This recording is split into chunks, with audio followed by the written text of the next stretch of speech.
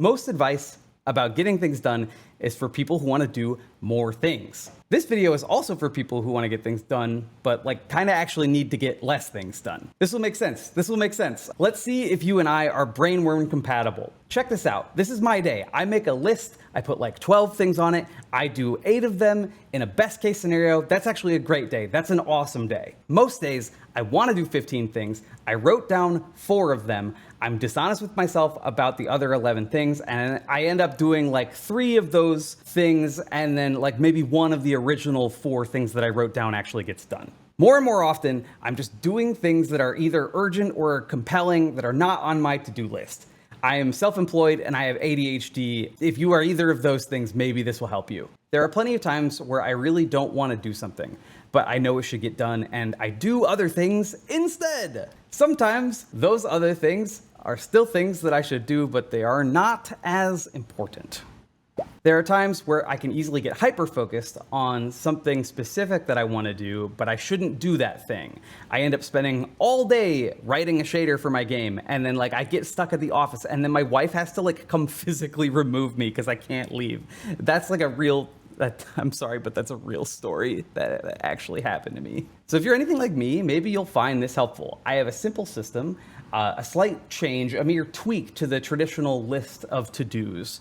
We're going to introduce the to-not-do list. I've started making a 3-tiered to-do list. We have a green zone, we have a yellow zone, and a red zone, and sometimes orange, but that's actually crazy. We'll get to that in a second. Hold on.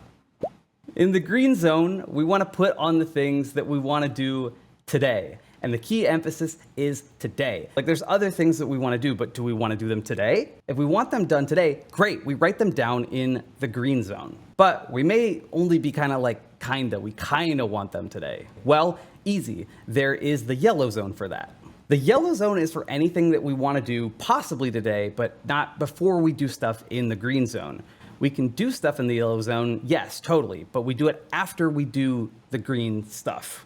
Green is important enough to not slack on it. Yellow recognizes that we might not finish this thing today and we're not going to lose sleep over our yellow tasks. Finally, there's red zone. Red zone is where this starts to get kind of magical. We do not want to do the stuff in red zone. I mean, we want to, but that's not going to be helpful today. The point of red zone is that we're going to not do it. Nope, not today. Maybe some other time. If we do it today, it will just run roughshod over the rest of the entire day and drop little bird poopies on all of our best laid plans. No thank you, sir. By deciding that we are not going to do something today, we are actually going to make sure that everything gets a shot eventually. The things in the red zone might be tomorrow's green zone, but we know if we try to do it now, it's going to be bad. Every once in a while, the line between yellow and red gets blurry. You should default to red if that's the case, but if you honestly can't square it, heck, I don't know, make an orange zone. It's your life. You could make a purple zone for tasks that you're gonna do while in sicko mode and playing noise-infused SoundCloud hyper-stepcore grime rap and bass music. I felt too good about that one. I don't know what. If you clear through the yellow zone, you can take on an orange zone. If you actually get to the tasks on the orange list, that's incredible. But if not, we're not gonna feel bad, not at all, about the orange zone list. The orange zone is if you're like me and you just needed one more.